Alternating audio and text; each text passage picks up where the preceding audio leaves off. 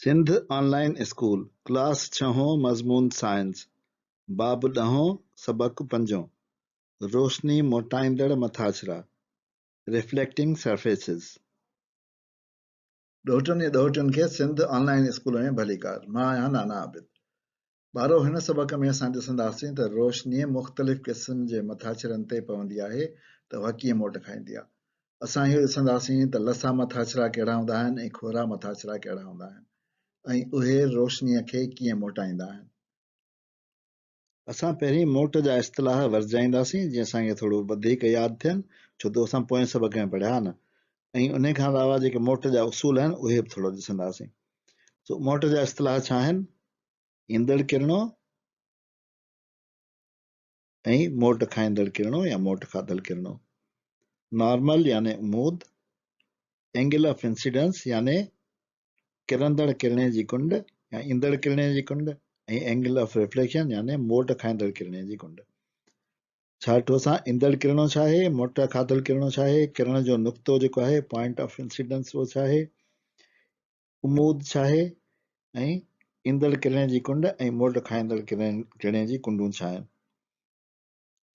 रोशनीअ जी मोट जो पहिरियों क़ाइदो असां ॾिठो त किरंदड़ किरणे जी कुंड यानी एंगल ऑफ इंसिडेंस बराबरि आहे मोट खाईंदड़ किरणे जी कुंड जी यानी equal to angle of reflection. Angle of reflection is equal to angle of incidence, I is equal to R। ॿियो क़ाइदो असां ॾिठो त मोट खाईंदड़ किरणा ऐं ईंदड़ किरणा साॻिए सतह में हूंदा आहिनि, यानी reflected rays and incident rays are in same plain.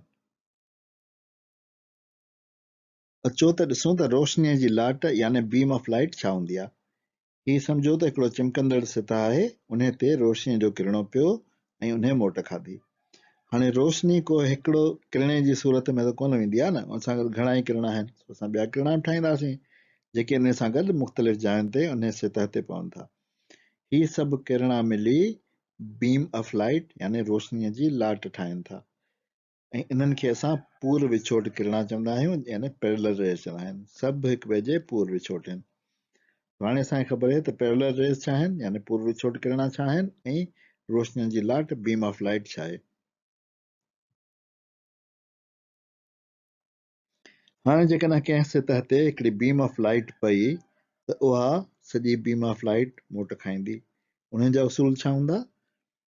रोशनी जे लाट जा पूर्व विछोट किरणा हमवार ऐं लसे मथाछरे सां टकराइजनि था, ठीकु आहे। ऐं हर कंहिं ते असां उमूद ठाहींदासीं, हर पॉइंट ऑफ इंसिडेंस जी हर रे जी जेको नुक़्तो हूंदो उमूद वारो उहो मुख़्तलिफ़ हूंदो।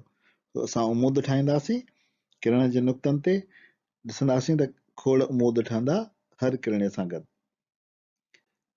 असां ॾिसंदासीं त इहे उमूद जेके आहिनि उहे बि पूर्व विछोट आहिनि, किरणा पूर्व विछोट ऐं उमूद बि सभु पूर्व विछोट आहिनि। उन खां अलावा जेके मोटियल शुआऊं आहिनि या मोटियल किरणा आहिनि उहे बि पूर्व विछोट आहिनि, यानी रोशनीअ जी लाट जा पूर्व विछोट किरणा, मोटियल किरणा इहे सभु पूर्व विछोट हूंदा आहिनि। हाणे अचो त असां ॾिसूं त जेकॾहिं उहे पूर्व विछोट किरणा चमकदार या सिधे मथाछरे ते न, लसे मथाछरे ते न किरिया पर कंहिं खोरे ऐं अणलसे मथाछरे ते ना हमवार मथाछरे ते किरिया त छा थींदो? थिए छा थो, जॾहिं हिकिड़ो किरणो हिन जाइ ते किरंदो, ॿियो किरणो पूर्व विछोट हिन जाइ ते किरंदो, टियों किरणो हिन ते किरंदो ऐं चोथों किरणो हिन ते किरंदो। हाणे ठहंदा त सभु उमूद न, हिते बि उमूद ठहंदो, हिते बि इन किरण वारी सतह ते उमूद ठहंदो, हिते बि किरण वारी नुक़्ते ते यानी पॉइंट ऑफ इंसिडेंस ते उमूद ठहंदो ऐं हिते बि उमूद ठहंदो। हाणे तव्हां ॾिसंदो त उमूद हिते बि ठहियल आहिनि पर उहे चारई उमूद पूर्व विछोट न आहिनि, उहे मुख़्तलिफ़ तरफ़नि में या मुख़्तलिफ़ डायरेक्शन्स में आहिनि। छो त उमूद मुख़्तलिफ़ डायरेक्शन में आहिनि, उनजे करे जेके एंगल ऑफ इंसिडेंस ऐं एंगल ऑफ रिफ्लेक्शन जेका आहे उहा बि मुख़्तलिफ़ डायरेक्शन में हूंदी। ऐं अहिड़ी तरह जेके मोट खाधल शुआऊं आहिनि या किरणा आहिनि उहे बि मुख़्तलिफ़ डायरेक्शन्स में हूंदा। सो रोशनी जी लाट जा पूर्व विछोट किरणा नाहमवार ऐं खोरे मथाछरे सां जॾहिं टकराइजनि था त उमूद मुख़्तलिफ़ तरफ़नि में ठहनि था ऐं रोशनी जा मोटियल किरणा पूर्व विछोट न आहिनि, लाट नथा ठाहिनि छो त हे मुख़्तलिफ़ सतह में आहिनि, जेके लाट कोन थी ठहे ऐं मुख़्तलिफ़ तरफ़नि में पखिड़िजी वञनि था। सो असां चई सघूं था त रोशनीअ जा किरण खुहरे ऐं हमवार मथाछिरे ते किरण वक़्तु जेके मोटियल किरण आहिनि उहे पूर्व छोट न आहिनि, लाट कोन था ठाहिनि ऐं मुख़्तलिफ़ तरफ़नि में पखिड़िजी वञनि था। उहा रोशनी जेका कंहिं लसे या चमकदार मथाछिरे ते पई मोट खाए थी, उन जा किरण पूर्व छोट हूंदा आहिनि, उनखे असां बाक़ाइदी मोट चवंदा आहियूं, यानी रेगुलर रिफ्लेक्शन या स्पेक्युलर रिफ्लेक्शन चवंदा आहियूं। उन जो मिसाल असां ॾिठो हो त उहो मूदनि जी सूरत में छा थो थिए, ऐं नॉर्मल किरण जेके इंसिडेंट रेज़ आहिनि ऐं रिफ्लेक्टेड रेज़ आहिनि उहे ॿई लाट ठाहिनि था ऐं ॿई पूर्व छोट हूंदा आहिनि। पर जेकॾहिं रोशनीअ जी लाट कंहिं खुहरे या नाहमवार मथाछिरे ते किरे थी त रोशनी पखिड़िजी वञे थी। इनखे असां पखिड़ियल या मुंतशिर मोट चवंदा आहियूं, यानी डिफ्यूज़्ड या इरेगुलर रिफ्लेक्शन चवंदा आहियूं। सो रफ रिफ्लेक्टिंग सरफेस में इरेगुलर रिफ्लेक्शन थींदी आहे ऐं मोट खाधल किरण मुख़्तलिफ़ तरफ़नि में पखिड़ियल हूंदा आहिनि। जेकॾहिं असां कुझु मिसाल ॾिसूं त जेकॾहिं लहरनि वारो पाणी आहे ऐं जॾहिं हवा लॻंदी आहे त उन पाणी में जेकॾहिं असां अक्स ॾिसंदा आहियूं त उहो अक्स असांखे धुंधलो नज़र ईंदो आहे, उहो हिकु करो या चिटो अक्स कोन हूंदो आहे। इन जे करे जो जेके शुआऊं या लहरूं या किरणा जेके आहिनि उहे पखिड़िजी वेंदा आहिनि पाणीअ सां मोट टकराए उन में मोट खाइण में।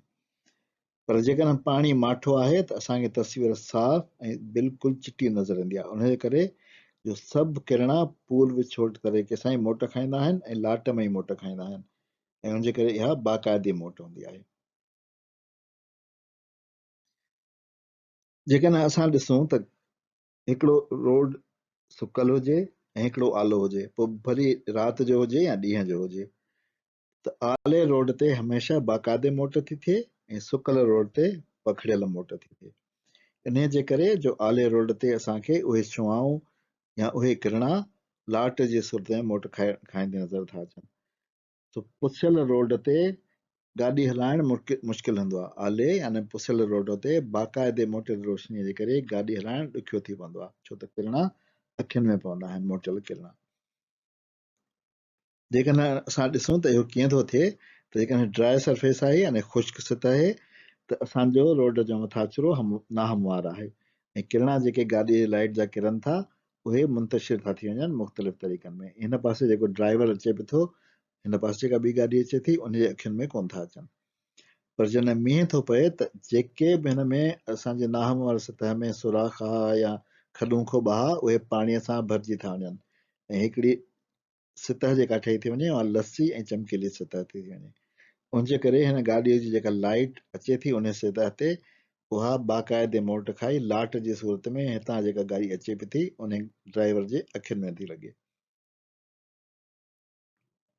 हिते मां तव्हांखे साॻी शइ वॾी करे ॾेखारी आहे त हिते जेको आहे उहो कीअं सतह जेका आहे उहा खुरदरी ऐं नाहमवार आहे, हिते हमवार न आहे, नाहमवार सतह आहे ऐं हिते जेको आहे उन सतह में पाणी भरिजी उनखे हमवार करे ऐं चमकीलो करे छॾे थो। ॿारहो, रोशनीअ जे बाक़ाइदे मोट जा कुझु मिसाल इहे आहिनि। असांजा जेके गॻा हूंदा आहिनि या जेको भर्त हूंदो आहे उन में असां आईना इस्तेमालु कंदा आहियूं। आईने में जॾहिं रोशनी किरंदी आहे त उहा लाट जी सूरत में मोट खाईंदी आहे ऐं उहे नंढियूं नंढियूं लाटूं झिरमिर कंदे असांजे कपिड़नि खे सजाईंदियूं आहिनि। अहिड़ी तरह असांजी टोपियूं में बि असां शीशा लॻाईंदा आहियूं यानी आईना लॻाईंदा आहियूं, उन जा नंढा नंढा टुकड़ा हूंदा आहिनि, उहे बि मोट खाधल रोशनीअ खे असांजे अखियुनि में विझी झिरमिर पैदा कंदा आहिनि। अहिड़ी तरह असां मस्जिदुनि में ऐं मज़ारुनि में बि शीशो इस्तेमालु करे, आईनो इस्तेमालु करे असां उन बाक़ाइदे मोट जो फ़ाइदो वठंदा आहियूं ऐं उन शइ खे जगमग कराईंदा आहियूं। रोशनीअ जे बाक़ाइदे मोट जो हिकिड़ो मिसाल ही लाइट हाउस यानी रोशनीअ जो मुनारो बि आहे। हिन रोशनीअ जे मुनारे में हिकिड़ी रोशनी या लाइट जो सोर्स लॻंदो आहे, बल्ब हुजे या लालटेन हुजे या ॿी का शइ हुजे, उनजे ॿाहिरां हिकिड़ो आईनो लॻल हूंदो आहे तमामु वॾो। पोइ जॾहिं उहा रोशनी हिन आईने ते टकराईंदी आहे जंहिंमें दरअसल हज़ारे नंढा नंढा आईना लॻल हूंदा आहिनि त सभु किरणा पूर्व छोट थी ऐं हिन मां ॿाहिरि ईंदा आहिनि ऐं उनजे करे जेके पाणीअ जा जहाज़ तरंदा हूंदा आहिनि उनखे परे खां उहा रोशनी नज़र ईंदी आहे ऐं उनखे ख़बर पवंदी आहे त ख़ुश्की आहे हिन पासे उनजे करे उन पासे खां बचाव कजे।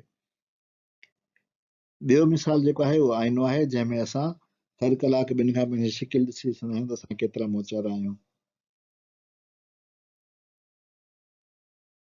पखड़ियल या मुंतशिर थियल मोट जो इस्तेमालु असां बिजलीअ जे बल्बनि में, ट्यूबलाइट में, शैंडलियर्स में कंदा आहियूं।